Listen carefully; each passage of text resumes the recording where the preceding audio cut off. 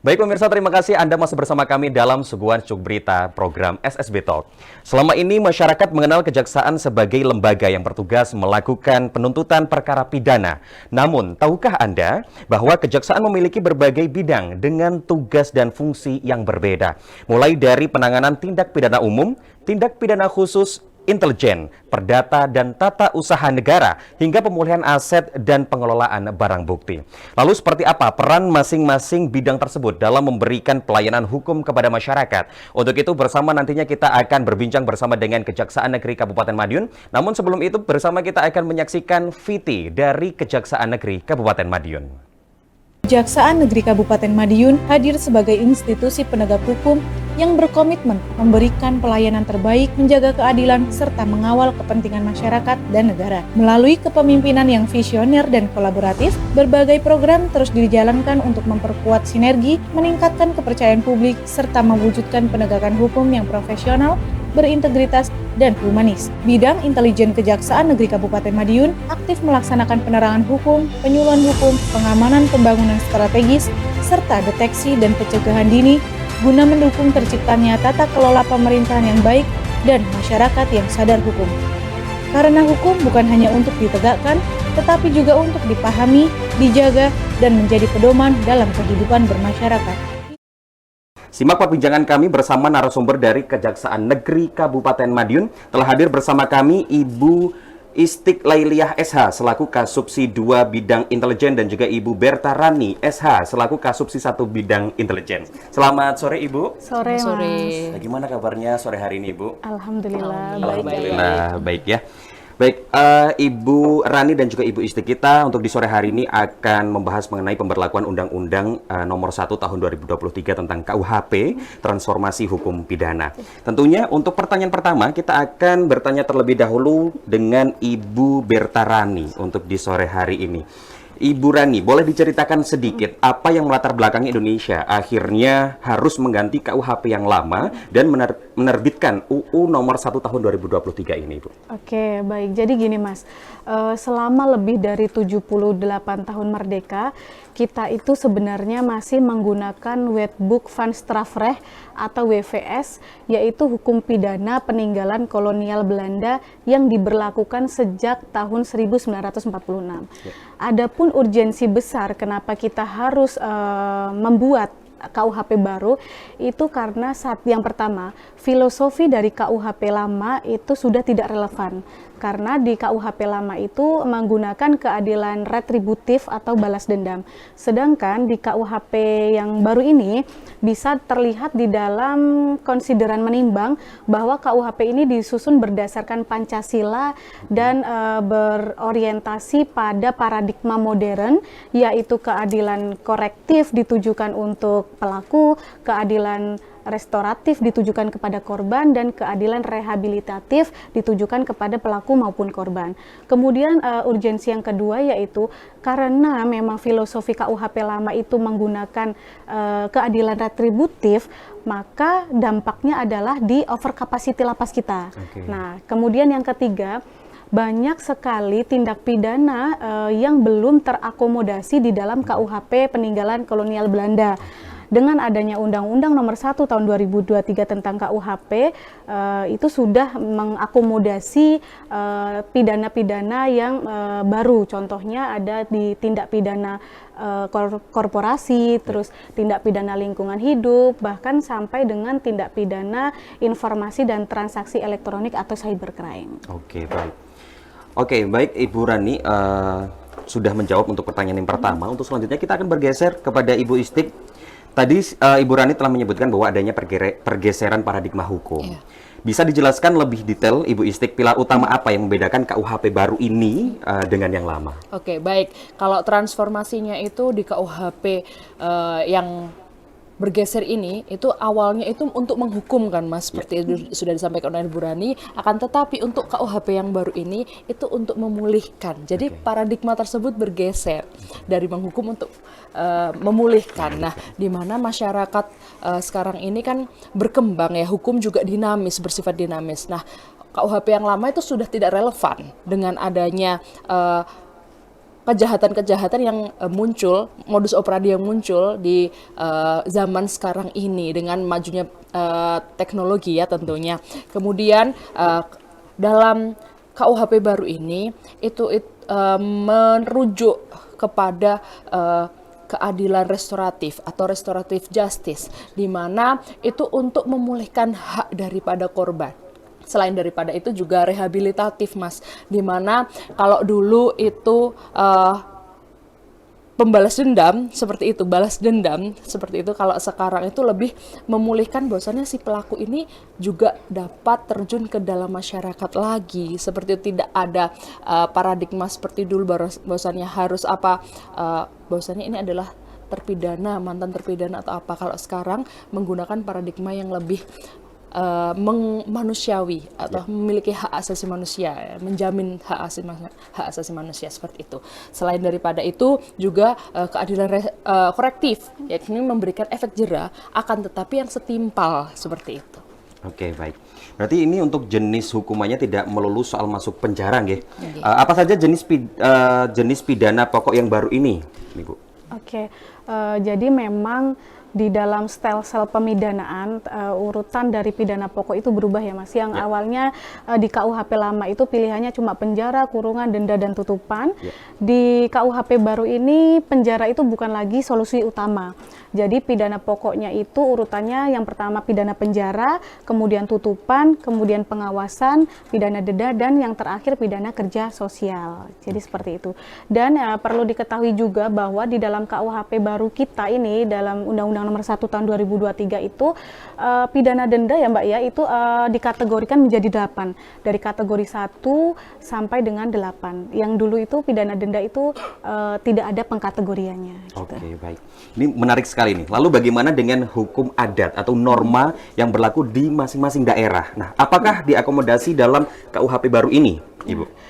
Baik, hukum adat ya, itu sudah diakomodasi di dalam KUHP, itu tercantum di dalam pasal 2, yaitu hukum yang hidup di dalam masyarakat atau living law. Nah, di dalam hukum yang hidup dalam masyarakat itu adalah hukum adat yang menentukan bahwa seseorang yang melakukan perbuatan tertentu itu patut untuk dipidana. Nah, hukum yang hidup di dalam masyarakat itu dalam pasal ini itu berkaitan dengan hukum yang tidak tertulis tetapi masih berlaku dan berkembang di masyarakat. Nah, itu pemberlakuannya itu harus diperkuat dengan adanya peraturan daerah. Jadi peraturan daerah lah yang mengatur mengenai tindak pidana yang tindak pidana adat tersebut. Jadi gitu, Mas. Oke, baik. Selanjutnya kita akan bergeser, kita akan bertanya kepada Ibu Istik. Satu hal yang sering jadi perbincangan hangat di masyarakat adalah isu pidana mati.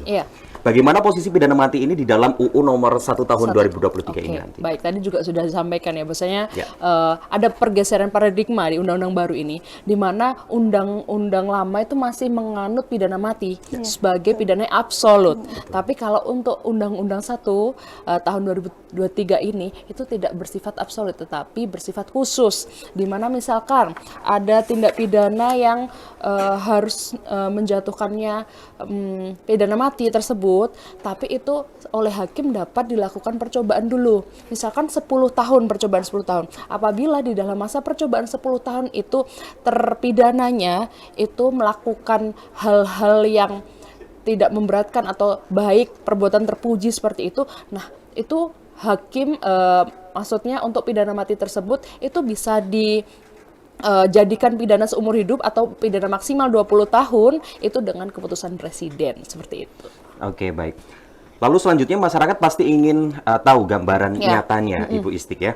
Bisa diberikan contoh sederhana bagaimana pasal KUHP baru ini diterapkan pada kasus sehari-hari?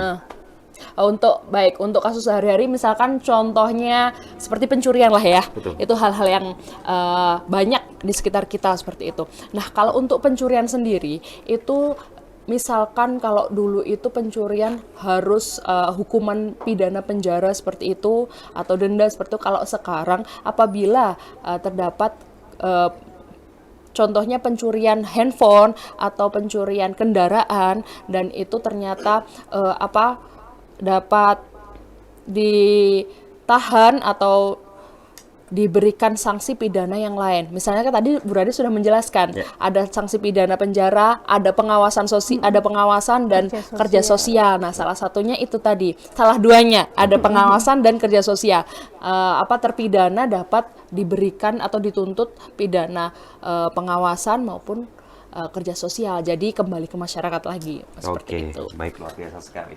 Selanjutnya, saya ingin bertanya kepada Ibu Rani, lalu bagaimana peran strategis dari Kejaksaan sendiri, khususnya Kejaksaan Negeri Kabupaten Madiun dalam mengawal masa transisi hukum ini, Bu? Oke. Jadi kejaksaan itu memegang peranan yang sangat sentral ya Mas ya, sesuai dengan asas dominus litis atau pengendali perkara. Jadi jaksa itu memiliki otoritas penuh lah ya sebagai navigator juga untuk menyaring perkara sejak tahap pra penuntutan. Kami jaksa juga akan memastikan bahwa hukum pidana itu benar-benar digunakan sebagai senjata terakhir atau ultimum remedium. Nah, di KUHP baru ini memberikan payung hukum yang kuat bagi jaksa untuk mengedepankan restoratif justice atau penyelesaian di luar pengadilan jika pelaku itu mengembalikan barang yang dicuri, membayar ganti rugi, atau bahkan korban itu sudah memaafkan, maka jaksa itu berwenang penuh untuk menghentikan penuntutannya. Nah, jadi pergeseran paradigma itulah yang membuat hukum tidak lagi kaku melihat asal mencuri harus dihukum, tapi juga kita akan melihat apakah harmoni di masyarakat itu sudah pulih atau belum. Selain itu, kami nih kebetulan dari bidang intelijen, Mas. Kami gencar melakukan fungsi deteksi dini ya, Mbak ya, serta penerangan hukum lewat program seperti Jaksa Menyapa ini di JTV, agar tidak lagi ada misinformasi atau informasi yang keliru terkait dengan perubahan KUHP. Oke, baik. Selanjutnya Ibu Rani, masyarakat juga sering mendengar nih istilah ultimum remedium. Apa sebenarnya makna prinsip tersebut Ibu dalam KUHP baru ini? Oke, jadi ultimum remedium itu Mas adalah istilah dari bahasa Latin yang berarti obat terakhir atau upaya terakhir. Hal itu berarti sesuai dengan sesuatu yang digunakan sebagai upaya atau kemungkinan yang terakhir. Dengan demikian berarti dapat disimpulkan bahwa ultimum remedium adalah suatu asas di dalam hukum pidana Indonesia yang mengatakan bahwa hukum pidana itu dijadikan upaya terakhir dalam penegakan hukum. Nah, asas ultimum remedium juga bermakna berarti suatu perkara dapat diselesaikan melalui jalur lain nih. Contohnya yang disebutkan Mbak Istik tadi ada kekeluargaan, mediasi, itu hendaklah jalur lain itu dulu yang diupayakan, baru nanti jalur pidana. Gitu. Oke, baik.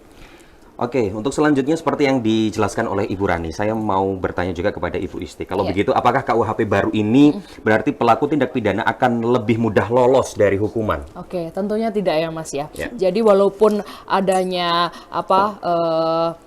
pergeseran paradigma, tentunya pelaku tindak pidana akan diberikan sanksi tegas seperti itu, di mana yang berubah itu terkait penegakan hukumnya, bukan terkait dengan sanksi pidananya yang dapat diterima. Jadi tujuan utamanya itu lebih bukan mengurangi hukuman, tapi melainkan menghadirkan proporsi hukuman yang sesuai seperti itu, yang sesuai dengan tindakannya. Misalkan pernah dulu ada pencurian kakao misalkan, dihukum berapa tahun. Nah itu kan tidak setimpal dengan karena ada minimum penuntutan Mas. Jadi tidak bisa untuk kita memberikan minimum itu tadi selayaknya proporsional menurut orang, walaupun keadilan itu bagi satu orang kepada orang lain itu berbeda. Seperti itu. Oke, untuk selanjutnya, bagaimana masyarakat dapat memahami kapan suatu perkara ini layak diselesaikan melalui restoratif justice? Mungkin Ibu Rani? Oke, baik. Jadi tidak semua perkara itu dapat diselesaikan melalui mekanisme restoratif justice ya Mas ya. Di dalam pasal 80 Undang-Undang Nomor 20 Tahun 2025 tentang Kitab Undang-Undang Hukum Acara Pidana, itu ada syarat-syaratnya Mas. Salah satunya adalah tindak pidana itu hanya diancam dengan pidana paling lama 5 tahun dan atau denda paling banyak kategori 3 yaitu 50 juta. Kemudian syarat yang kedua, tindak pidana tersebut baru pertama kali dilakukan oleh terdakwa.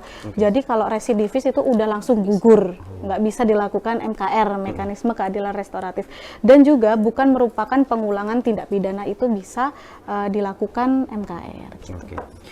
Oke, untuk selanjutnya manfaat dari penerapan pidana kerja sosial bagi masyarakat. Kira-kira apa, Ibu? Oke, baik. Pidana kerja sosial itu salah satunya tetap menghukum pelaku, akan tetapi langsung terjun kepada masyarakat. Jadi impact-nya itu langsung bersama dengan masyarakat, seperti itu.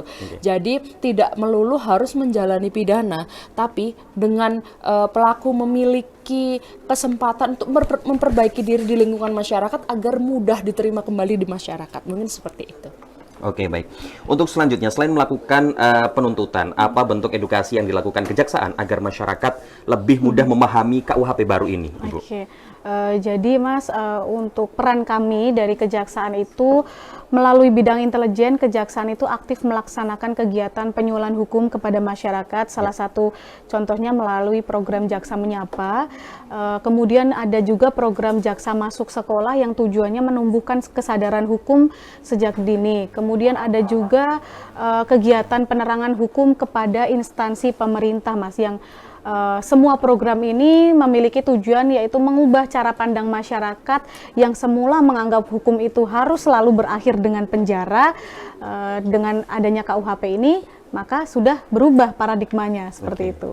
Oke, baik Ibu. Sebelum kita akan mengakhiri untuk sesi dialog kita pada sore hari ini, mungkin ada harapan dari Ibu Rani dan juga Ibu Istik terkait dengan KUHP baru ini dengan kepada masyarakat nantinya. Mungkin bisa dimulai dari Ibu Rani terlebih dahulu harapannya. Oke, harapannya dengan adanya Undang-Undang Nomor 1 Tahun 2023 tentang KUHP ini, kita berharap masyarakat agar tidak berpikiran bahwa hukum pidana itu hukum yang digunakan untuk membalas. Jadi kan memang kita ada perubahan paradigma yang awalnya keadilan retributif balas dendam, kini berganti menjadi restoratif atau memulihkan.